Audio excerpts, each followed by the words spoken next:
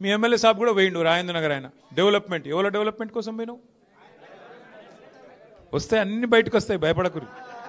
సుల్తాన్పూర్ బయటకు వస్తుంది గాసిమియా గూడ బయటకు వస్తుంది అన్ని బయటకు వస్తాయి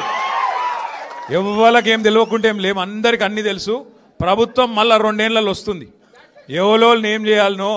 ఎవరోళ్ళ సంగతి ఎట్లెట్లా తీయాలనో ఎవరోళ్ళ బెండ్ ఎట్లెట్లా తీయాలనో తీసే బాధ్యత మాది ఇదివరకు లెక్క ఉండదు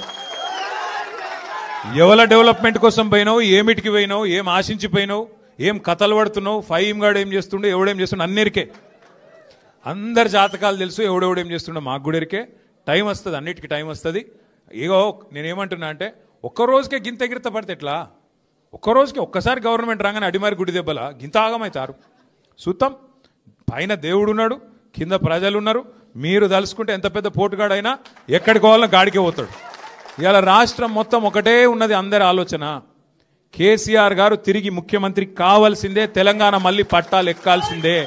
తప్పకుండా జరుగుతుంది